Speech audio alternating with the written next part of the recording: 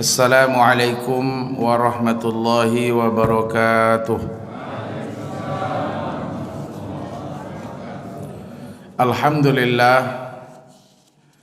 Alhamdulillahilladzi ahyana ba'dama amatana wa ilaihin nusur. Ashhadu an la ilaha illallah wahdahu la syarika lah.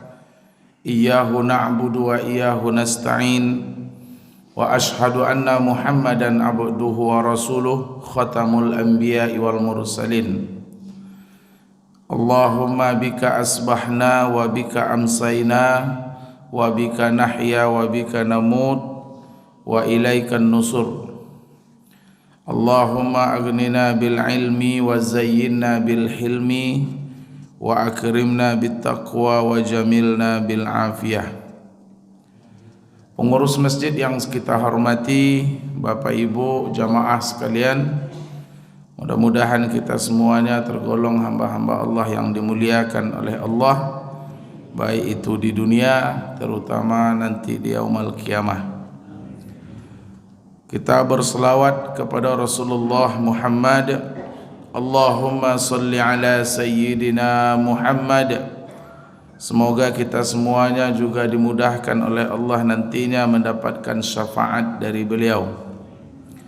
Bapak Ibu jamaah yang dimuliakan Allah, alhamdulillah sampailah kita di hari yang ke-18 di Ramadan tahun ini. Mudah-mudahan Bapak Ibu kita semuanya di samping Ramadan adalah bulan tarbiyah, melatih diri kita menjadi orang-orang yang bisa dan mampu menundukkan hawa nafsu. Dan Ramadan juga bulan kita untuk banyak belajar, menimba ilmu.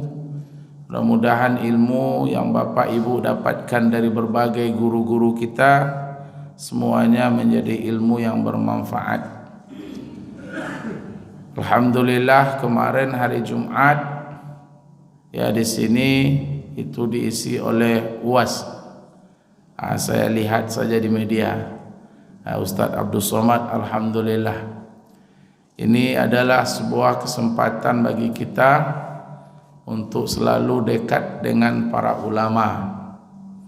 Karena sesungguhnya duduk dengan ulama itu akan menambah ilmu dan akan menambah girah kita dalam beramal. Duduk saja dengan ulama itu akan menaikkan girah, semangat untuk beramal, dan juga akan menambah ilmu kita.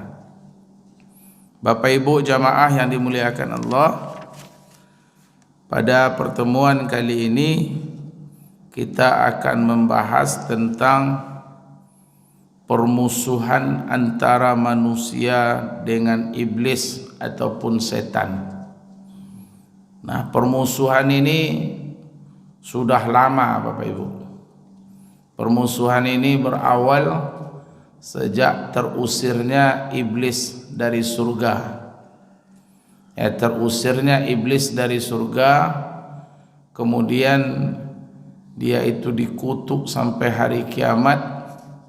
Namun dia meminta kepada Allah untuk Allah panjangkan umurnya, dan permintaannya itu dikabulkan oleh Allah.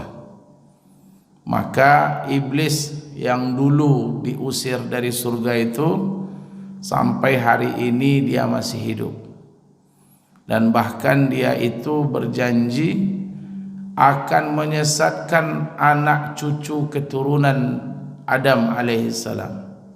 Sampai hari kiamat dia itu tidak akan pernah berhenti dalam menggelincirkan manusia. Nah, termasuklah kita-kita ini Bapak Ibu yang dimuliakan Allah. Diriwayatkan dari Wahab bin Munabbih rahimahullahu ta'ala annahu qala, inna iblisa laqiya Yahya bin Zakaria alaihi assalam faqala lahu Yahya bin Zakaria. Pada satu hari iblis bertemu dengan Nabi Yahya bin Zakaria. Faqala lahu Yahya bin Zakaria, maka Nabi Yahya bertanya kepada iblis. Apa kata Nabi Yahya? Akhbirni an tiba'i bani Adama indakum. Wahai iblis, coba beritahukan kepadaku tentang tabiat ataupun karakter manusia anak Adam indakum, menurut kamu. Bagaimana kamu menilai manusia ini, wahai iblis? Akhbirni, coba ceritakan kepadaku.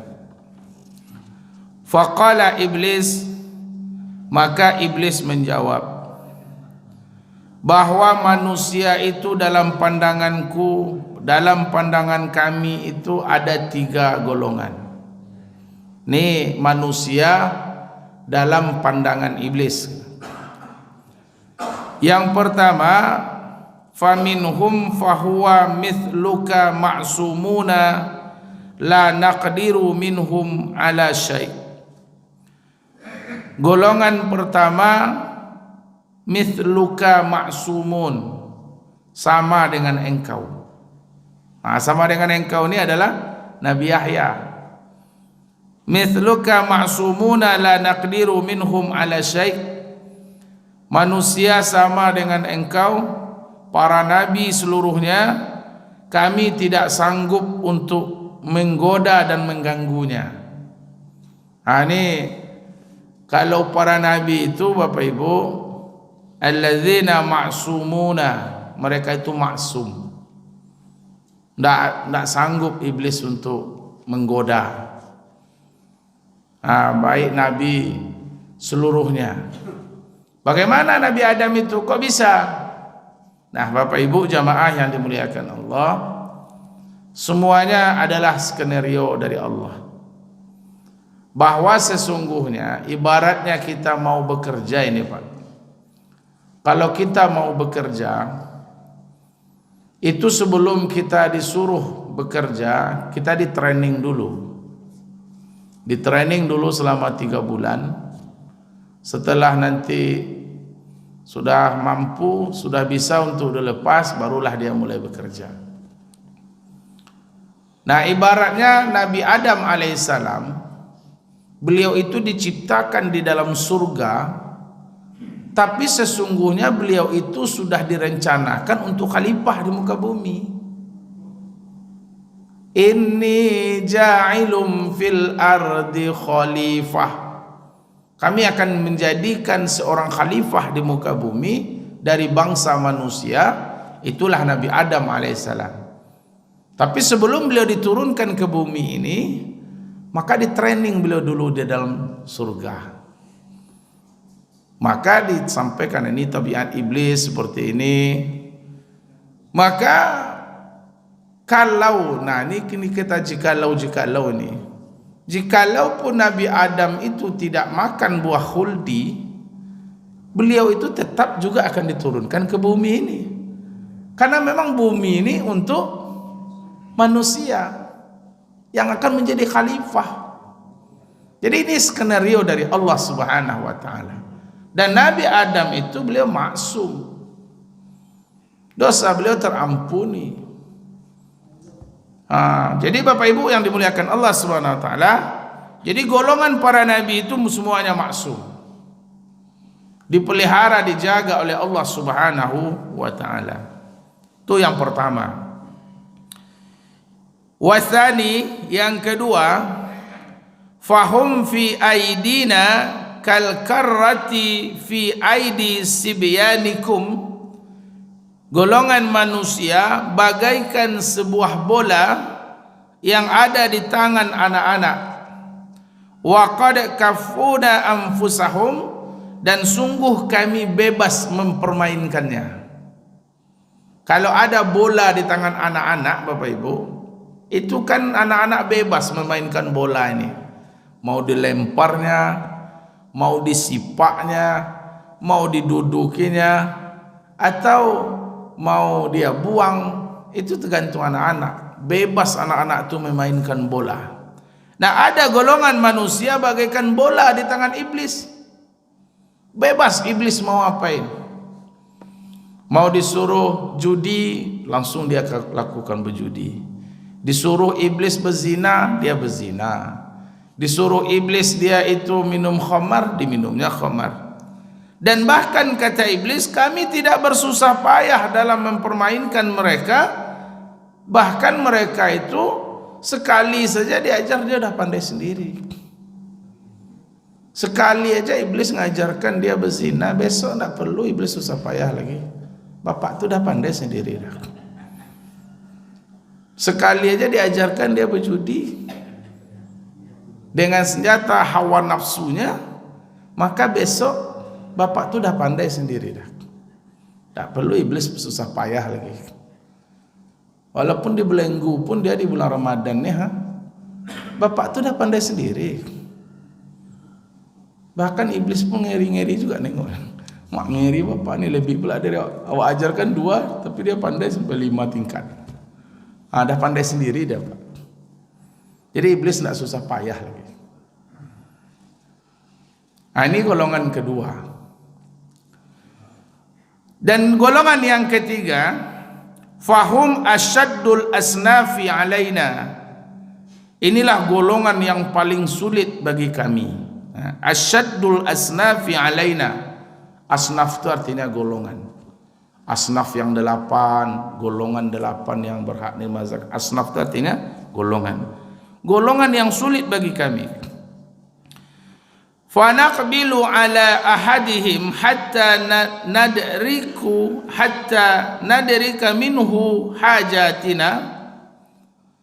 Ada golongan yang paling sulit bagi kami. Terkadang kami sudah hampir berhasil menguasainya, sudah bergelimang dia dengan maksiat, sudah tergelincir bergelimang dosa. Summa yafrigu ilal istighfari, kemudian dia itu bersegera beristighfar kepada Allah Subhanahu wa taala, maka Allah menerima tobatnya dan Allah gugurkan dosa-dosanya.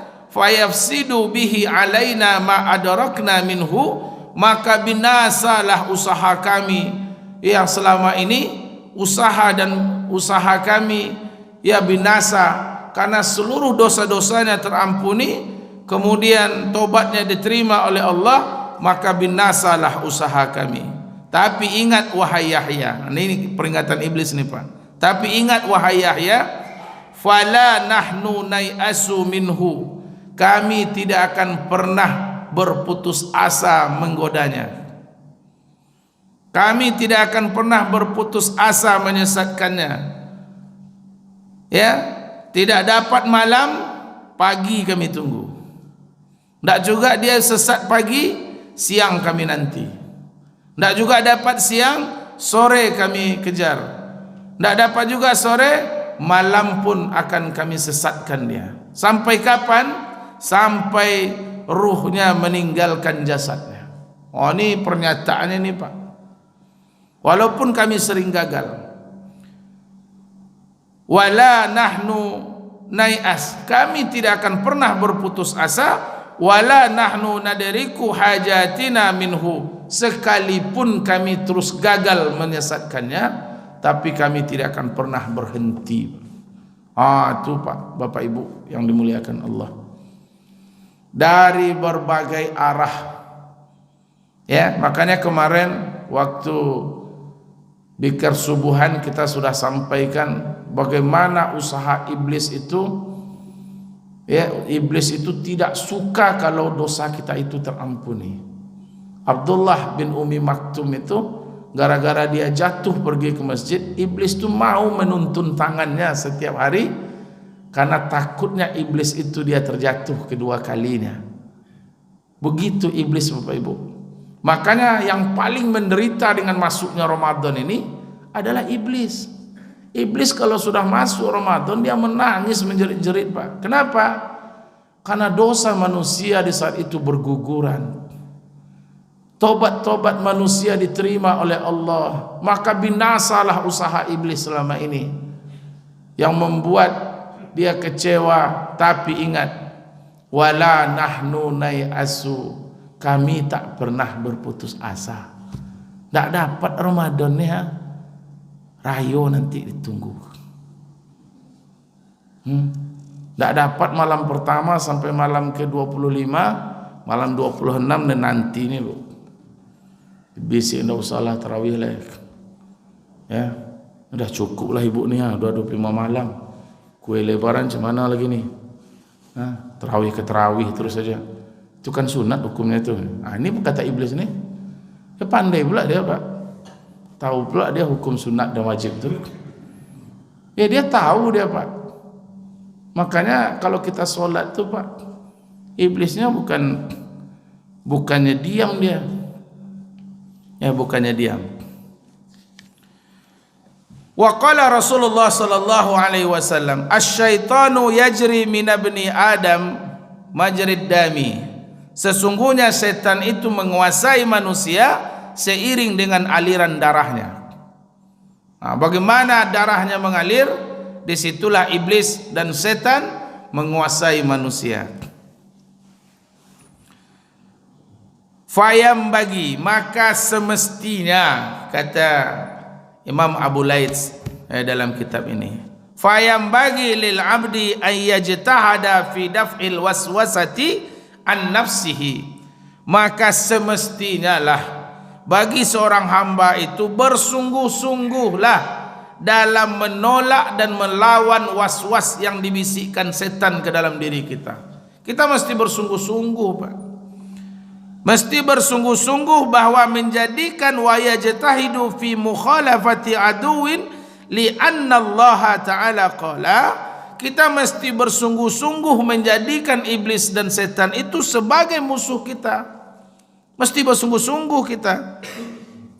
Faqala, ya, sebagaimana Allah Subhanahu wa taala berfirman dalam surat Al-Fatir ayat 6, "Innas syaitana lakum aduwwun fattakhizuhu aduwa."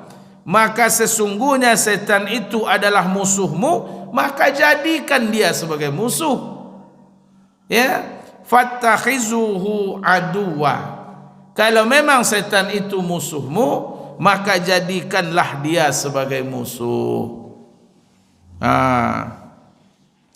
Wa yanbaghi lil akili an ya'rafa sadiqahu an aduwihi, dan semestinya bagi seorang hamba itu harus tahu dan bisa membedakan mana yang kawan, mana yang musuh.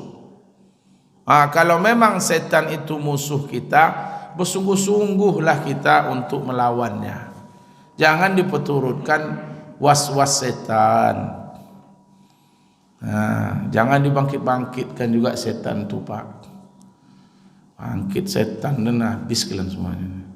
Tak usah dibangkit-bangkitkan lagi, karena itu musuh kita. Ya, fa innahu yuqal, bahwa sesungguhnya kata para ulama, alamatul jahili arba'atun asya, tanda-tanda orang yang jahil, orang yang bodoh itu ada 4. Ahaduha, salah satunya adalah qillatu ma'rifatin sadiqihi min aduwihi, orang yang tidak bisa membedakan mana yang kawan, mana yang musuh. Itu orang bodoh itu, Pak. Ya, mana yang kawan, mana yang musuh. Kalau tidak bisa membedakannya, berarti dia itu adalah orang bodoh. Ya, itu tanda-tanda orang bodoh. Wa alamatul akili arba'atun asya, dan tanda-tanda orang yang berakal itu ada 4. Yang pertama, al-hilmu anil jahili, orang yang mengalah dari orang yang bodoh. Berarti orang berakal. Kalau kita berdebat sama orang bodoh, mengalahlah, Pak. Tak ada gunanya. Jangan dilayani. Kalau kita layani dia, berarti kita bodoh juga. Ya, ada seorang habib sedang ceramah. Dia ceramah temanya tentang puasa. Berpuasa itu mulai dari terbit fajar sampai terbenam matahari. Ya, maka bertanya muridnya yang bodoh, Habib, kalau sempat matahari tidak terbenam, apakah kita masih puasa? Ya, lanjut puasa, belum boleh berbuka. Seandainya sampai malam matahari itu tidak juga terbenam, apakah kita puasa juga? Akhirnya Habibnya bertanya, dari mana kamu tahu siang dan malam kalau matahari tak terbenam? Kira-kira ada tidak malam kalau matahari ini tidak terbenam? Terjadi malam, Bu?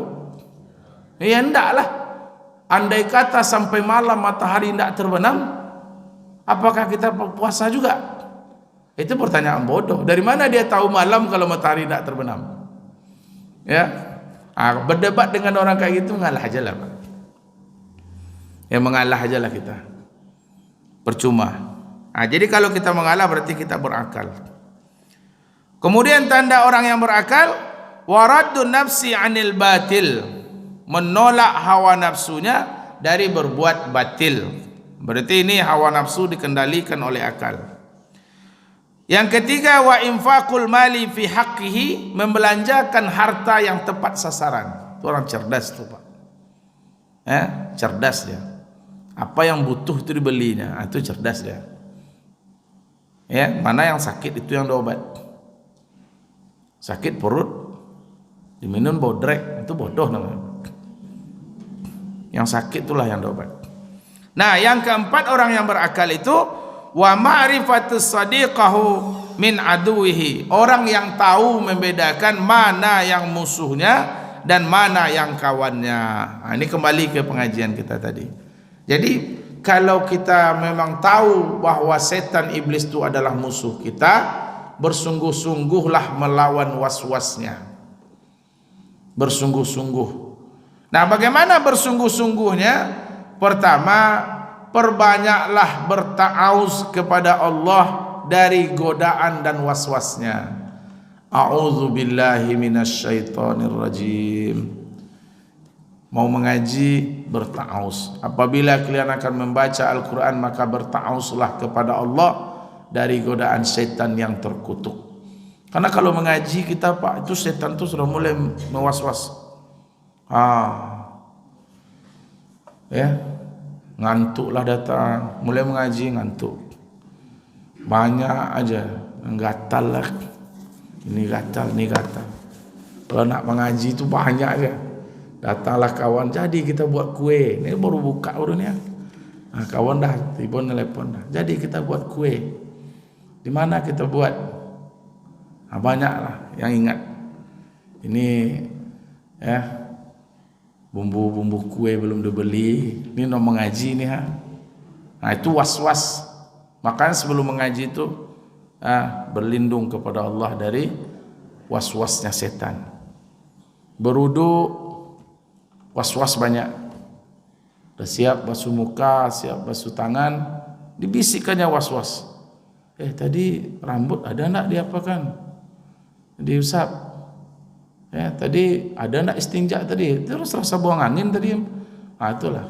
Buang angin tak ya? Basuh balik muka, basuh lagi tangan, usap rambut, basuh kaki. Terbisikkannya was-was. Itu rambut tadi tak ada dibasuh dah. Ulang lo balik. Sampai habis air sebaskom tu, kita rasa-rasa apa ya? Belum sempurna juga wuduk kita. Tiba di beruduk, siap beruduk masuk masjidnya, tiba di sini dibisikkannya was-was lagi. Tadi buang angin, rasa-rasa buang angin. Iya, rasa-rasa buang angin tak ya? Batal tak ya? Balik lagi. Itu was-was.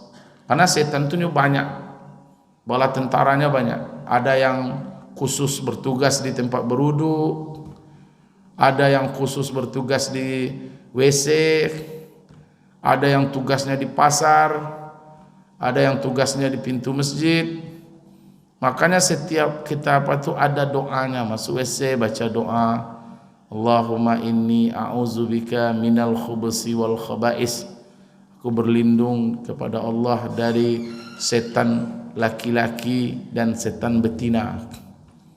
Dia ada laki-laki ada betina juga tu. Berlindung. Masuk ke dalam masjid, Allahumma ftahli abwaba rahmatik.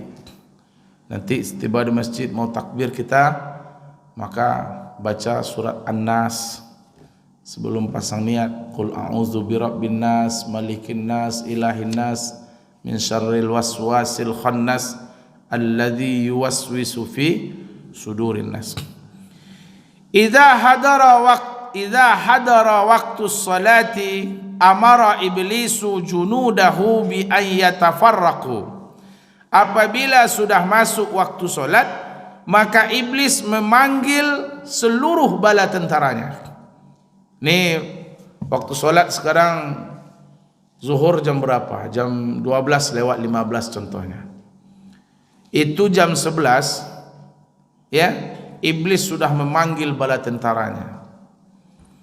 Ya, amara iblisu junudahu bi an yatafarraqu. Maka iblis memerintahkan para setan untuk berpencar.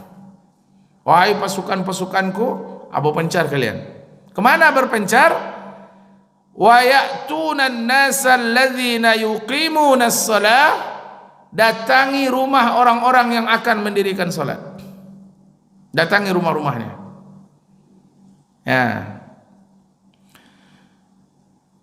Maka apa yang diperbuat? Fayaji'us syaitanu ila man arada as-salah. Maka di saat itu setan akan mendatangi orang-orang yang akan mendirikan salat rumahnya. Fayasghaluhu liyuakhiraha an waqtiha liyutrika anis salah. Pertama yang dibisikkan oleh iblis itu agar mereka meninggalkan salat.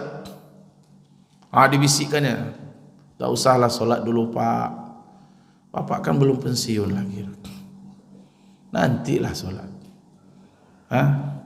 Tuhan tu maha tahu kok. Lah berniat aja bapak, udahlah.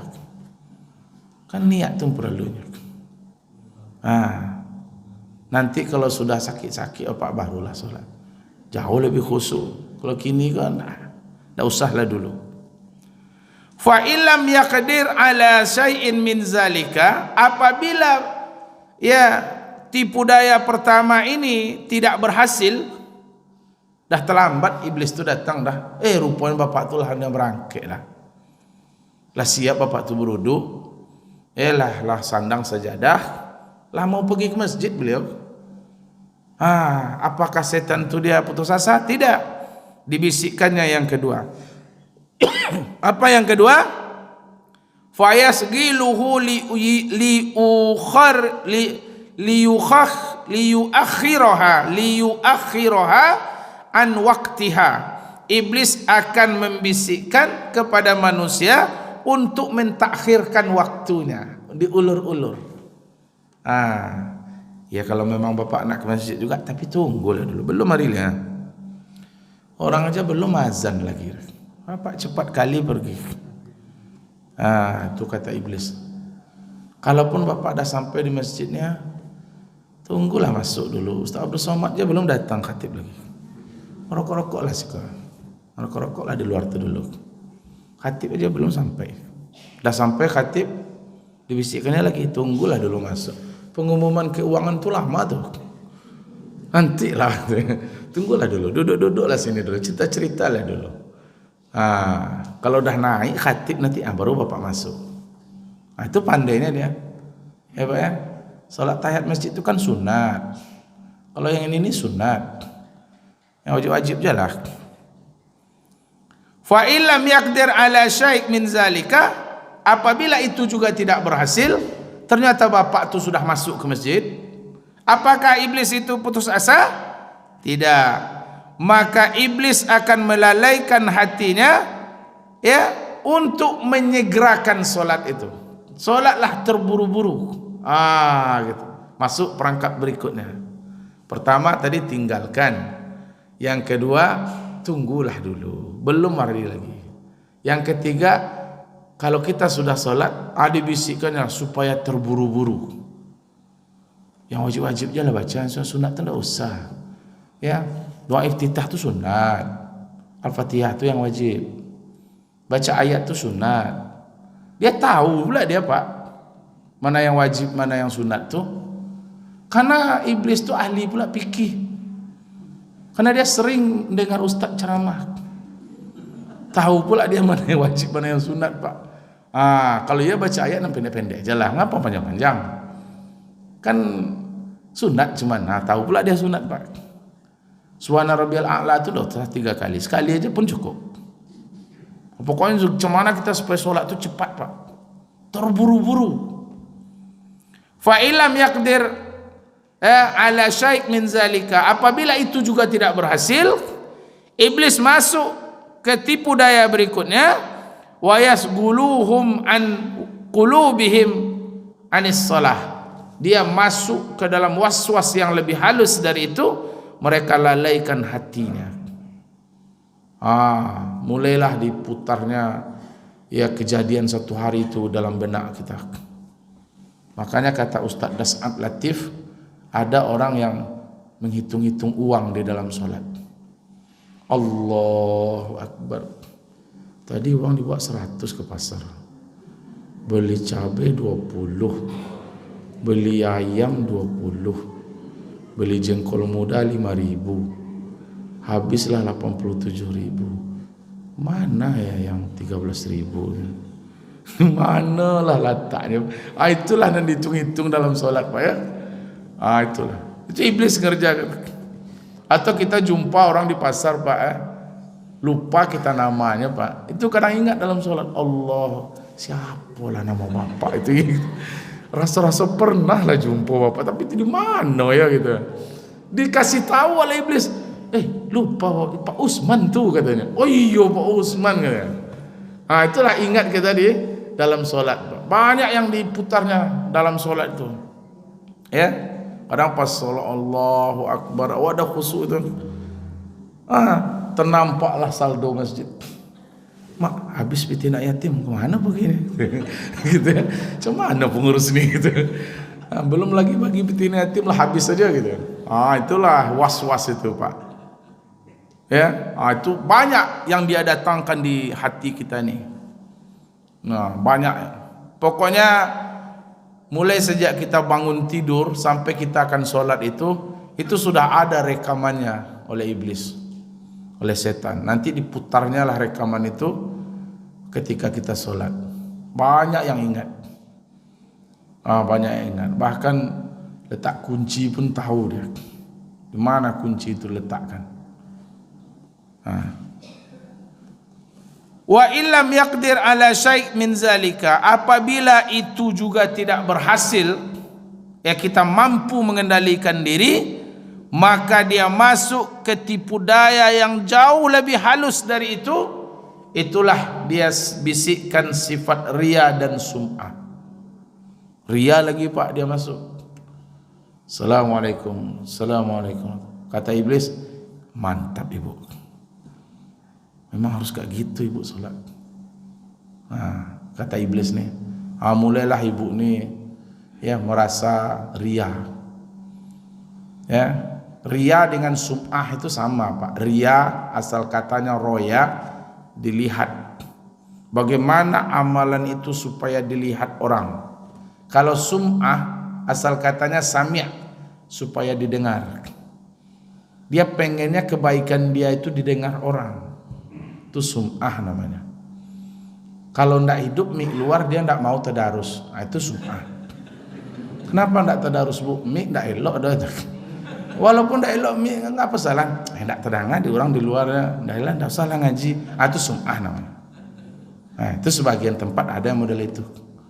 Kalau ndak elok mik luar itu ndak maunya ngaji.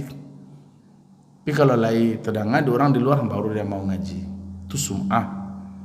Kalau tidak ada nampak oleh orang, dia tidak mau berbuat baik. Itu riya. Ya. Lawannya kedua-duanya ini adalah ikhlas.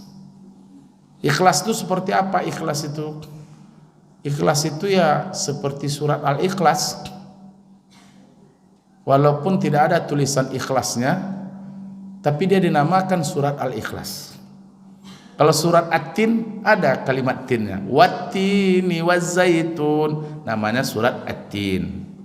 Surat Al-Fil, alam tara kaifa fa'ala rabbuka bi ashabil Fil, dinamakan surat Al-Fil. Ada tulisannya di situ. Ya, surah Al-Maun. Alladzina hum an salatihim sahun, alladzina hum yura'una wa yamna'unal ma'un. Surah Al-Maun. Kalau surah Al-Ikhlas ada tulisan ikhlas? Enggak. Surah Al-Ikhlas itu qul huwallahu ahad, Allahus samad, lam yalid wa lam yulad wa lam yakul lahu kufuwan ahad. Ada ikhlas itu? Tidak ada, tapi dia dinamakan Al-Ikhlas. Nah, itulah orang ikhlas. Mau ada ditulis namanya atau tidak di situ dia tidak peduli. Ditulis tidak ditulis namanya sebagai deretan donatur Masjid Munawwarah, bagi dia sama saja. Ditulis-tulislah, tidak ditulis pun tak ada masalah. Itu ikhlas berarti itu. Ya kayak surah Al-Ikhlas itulah. Tapi kalau dia itu ditulis dia itu melambung, tak ditulis dia itu kecewa, itu belum ikhlas namanya. Mana nama saya? Kok tidak ada? Saya nyumbang kemarin, saya ikut donatur beli karpet. Kok tidak ada nama saya di situ? Ada nama ibu. Mana?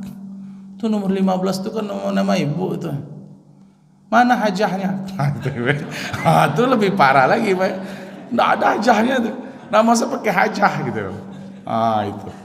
Itu berarti belum ikhlas. Tapi mana yang lebih baik? Orang beribadah terang-terangan, tapi dia bisa mengendalikan diri, daripada orang yang beribadah sembunyi-sembunyi. Mana yang lebih baik, Bu? Terang-terangan. Itu lebih baik. Kenapa? Orang yang beribadah terang-terangan bisa mengendalikan diri, itu lebih baik. Dia mendapat dua fadilah. Pertama, ibadahnya sendiri berpahala. Yang kedua, dia bisa memotivasi orang lain. Jadi mana yang lebih baik? Ditulis namanya besar-besar di sini, tapi dia bisa mengendalikan dirinya, daripada orang yang diam-diam. Lebih baik ini. Ya. Kenapa? Karena dia bisa memotivasi orang lain. Gitu. Tapi yang mesti ikhlas. Fa illam yaqdir ala syai' min zalika, apabila riya dan sum'ah tidak juga berhasil oleh iblis, maka perangkap yang jauh lebih halus dari itu adalah dia membisikkan sifat ujub. Ujub itu lebih halus dari riya. Dia memang sembunyi-sembunyi dia. Salat tahajud malam sembunyi-sembunyi. Jangankan orang lain, istrinya saja tidak tahu. Sedekah taruh di bawah karpet, tidak ada orang yang tahu. Tapi dia merasa, pokoknya di kelurahan Labu Baru ini saya lah yang paling alim. Ini belum tentu lagi nih. Ini apa nih? Ini kulit-kulit buku aja baru nih. Kalau saya ini memang sudah bisa dipastikan masuk surga nih. Mungkin saya yang pertama masuk nanti. Merasa dia nih. Itu ujub tuh, Pak. Ya, ini yang kita bahas kemarin, salah satu muhlikat, 3 sifat yang membinasakan. Salah satunya ya i'jabul mar'i ala nafsih, ujubnya seseorang kepada dirinya. Itu bukan riya itu, Pak. Ujub. Dia merasa. Ini yang ditanya oleh Allah kepada iblis, ma mana'aka an tasjuda li khalaqti biyadi? Kenapa kamu tak mau sujud kepada Adam? Iblis menjawab, ana khairum minhu, karena saya lebih baik dari dia. Itu ujub tuh, Pak. Merasa diri lebih baik walaupun tidak disampaikannya kepada orang. Itu ujub halus. Begitu tipu daya iblis itu, begitu halusnya untuk menggelincirkan manusia agar bersama-sama dia nanti ke dalam neraka jahanam. Bapak Ibu jamaah yang dimuliakan Allah Subhanahu wa taala, maka ibaratnya kita menangkap ikan nih, Pak. Pertama iblis itu pakai jala besar dulu. Tak dapat juga dengan jala yang besar nih, dicarinya jala yang agak halus. Pakai jala halus. Tak juga dapat, pakai tangguk. Tahu Bapak Ibu tangguk? Pakai tangguk yang tak juga dapat, pakai tepian santan lagi, Pak. Begitu halusnya, dari berbagai penjuru dia masuk. ya. Dan itu melihat karakter orangnya. Kalau ini karakter orangnya, ini setannya nih. Ini bapak ini orang kaya nih. Ini setan yang diutus, dibisikkan di situ sifat bakhil. Ini orang miskin, ini setannya. Ya, dibisikkan ke situ sifat tidak mau menerima ketetapan Allah. Ini orangnya penguasa, pejabat, ini setannya. Jadi setiap itu karakternya ada berbagai-bagai karakter. Ini orang alim nih, ini ustadz nih, ini ulama nih. Iblisnya yang tingkat ulama juga masuk. Ya, jangan anggap ulama itu bebas dari bisikan setan, enggak, Pak. Ya. Di sini terakhir saya akan sampaikan kisah di sini. Ya, ini ada yang mengatakan dia adalah seorang ulama, ada yang mengatakan dia ini adalah seorang pendeta. Ya, namanya adalah Syekh Barsisah. Ada yang mengatakan ini pendeta karena kejadian ini terjadinya sebelum Islam. Ada yang menyebutkan dia ulama. Syekh Barsisah ini seorang ahli ibadah, Pak. Siang dia berpuasa, malam dia bermunajat kepada Allah. Doanya dikabulkan. Kana mustajabud da'wah. Orang yang paling mustajab doanya adalah Syekh Barsisah. Jadi karena makbul doanya ini, maka iblis tak rela. Ini Syekh Barsisah ini kalau dibiarkan nih binasa kita nih. Harus dihancurkan Syekh Barsisah ini. Apa yang dilakukan oleh iblis? Iblis waktu itu mengutus setan kepada anak raja. Jadi ada seorang raja punya anak gadis perempuan yang sangat cantik. Maka setan masuk ke dalam anak perempuan ini. Jadilah anak raja ini kesurupan. Maka datanglah iblis kepada raja dengan wujud manusia. Tuan, ini kayaknya anak tuan ini parah nih penyakitnya. Kalau tuan ingin mengobat anak tuan ini, ada seorang syekh yang hebat, tuan. Namanya Syekh Barsisah. Datanglah, obatlah anak tuan ke situ. Syekh Barsisah ini tinggalnya jauh dari keramaian, di satu negeri yang pelosok. Maka dibawalah anak perempuan raja ini ke rumah Syekh Barsisah. Di situ Syekh Barsisah berdoa kepada Allah untuk kesembuhan anak perempuan ini. Tidak menunggu besok. Saat itu juga doa Syekh Barsisah dikabulkan Allah. Langsung anak raja ini sembuh dari penyakitnya. Maka dibawalah pulang. Hati raja bergembira. Tiba di rumah, setan tadi masuk lagi ke tubuh perempuan ini. Kesurupan lagi. Datanglah iblis yang kedua kali. Tuan, anak tuan ini di depan Syekh Barsisah dia memang sehat. Tapi kalau sudah jauh dari Syekh Barsisah itu, dia sakit lagi. Jadi caranya, tuan, titipkanlah anak tuan ini beberapa hari di rumah Syekh Barsisah. Maka saat itu raja pun menyetujui. Diantarkanlah anak perempuan ini ke rumah Syekh Barsisah, ahli ibadah ini. Maka menginaplah di situ beberapa hari. Syekh Barsisah lanjut dengan ibadahnya, siang berpuasa, malam bermunajat. Siang berpuasa, malam bermunajat. Maka iblis datang. Apa yang dilakukan oleh iblis ini? Dibukanya lah aurat anak raja ini. Ketika dia tidur, dibukanya auratnya. Maka Syekh Barsisah ketika dia bermunajat malam hari kepada Allah, maka nampaklah aurat anak raja ini. Hari pertama Syekh Barsisah masih bisa mengendalikan diri. Hari kedua masih bisa. Hari ketiga dan hari berikutnya, luluh juga Syekh Barsisah. Ya, tidak tahan juga dia. Maka dibisikkanlah oleh iblis ke dalam hati Syekh Barsisah, ini kesempatan emas. Mumpung tuan raja jauh dari sini, anaknya ini berebut orang untuk menjadikan istri. Kamu sudah ada di hadapanmu, ya silakan, jangan kamu sia-siakan kesempatan. Akhirnya Syekh Barsisah ini, mohon maaf Bapak Ibu, menggauli anak raja ini. Menggauli, akhirnya anak raja ini hamil. Maka saat itu pun iblis datang kepada Syekh Barsisah. Wahai Tuan Syekh Barsisah, ini perbuatan kamu ini sudah melampaui batas. Kamu bisa dibunuh oleh raja nanti. Daripada kamu dibunuh oleh raja, lebih baik anak raja ini kamu bunuh, kamu kubur, dan katakan kepada raja bahwa anaknya mati karena penyakit. Dilakukan oleh Syekh Barsisah. Dibunuhnya anak perempuan raja ini Di mana dikubur? Dikubur di bawah tempat dia bermunajat kepada Allah. Di bawah sajadah itu digali tanah. Dikuburlah di situ. Beberapa hari setelah kejadian ini, sudah berapa sekian lama, raja datang menjemput anaknya.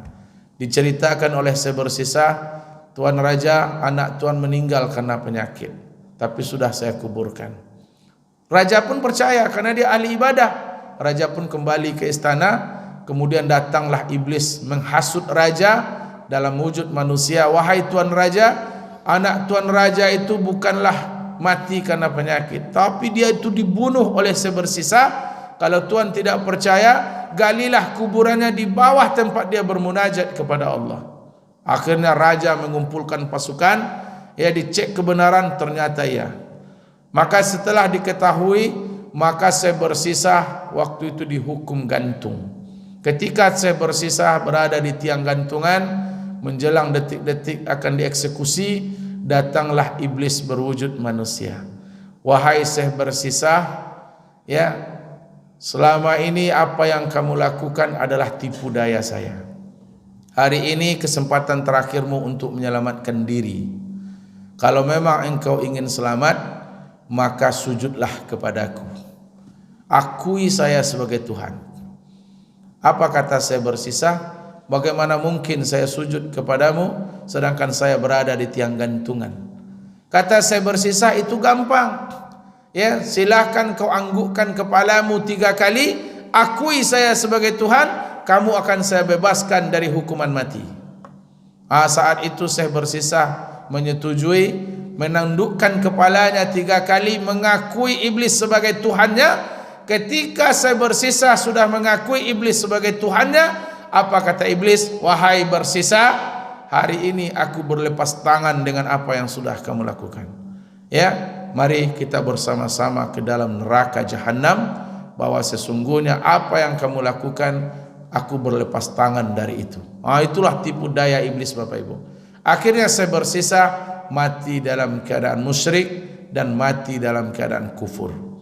Inilah tipu daya dari berbagai penjuru, siapapun orangnya tidak terkecuali. Maka Bapak Ibu jamaah yang dimuliakan Allah Subhanahu wa taala, apa senjata paling ampuh bagi iblis menyesatkan manusia? Senjata yang paling ampuhnya adalah hawa nafsu. Kembali lagi ini kepada puasa, Pak. Nah, apa yang paling ditakutkan oleh hawa nafsu adalah lapar. Jadi hawa nafsu itu senjata iblis, dan untuk melumpuhkan senjata iblis ini, perbanyaklah lapar. Karena lapar inilah Bapak Ibu yang bisa mengendalikan hawa nafsu. Inilah hikmah dari ibadah puasa itu. Perbanyak puasa, Pak. Puasa ini, orang kalau sudah berpuasa, Pak, maka lemahlah seluruh hawa nafsu ataupun syahwat dunianya. Nah, Bapak Ibu jamaah yang dimuliakan Allah Subhanahu wa taala, ini kajian kita pada pagi hari ini. InsyaAllah besok akan kita lanjutkan, bahwa ada 10 pintu, min ayyi babin ya'ti syaitan ilal insan. Dari pintu-pintu mana saja setan itu masuk ke dalam manusia. Fa idza huwa ya'ti min asyaratil abwab, sesungguhnya iblis atau setan itu akan datang kepada manusia dari 10 pintu. Ini insyaallah besok ini dari 10 pintu. Pintu inilah akan kita tutup, Pak, untuk bisa menjauhkan diri dari tipu daya setan dan iblis. Demikian, terima kasih banyak. Subhanakallahumma wa bihamdika, nashhadu an la ilaha illa anta, nastaghfiruka wa natubu ilaik. Assalamualaikum warahmatullahi wabarakatuh.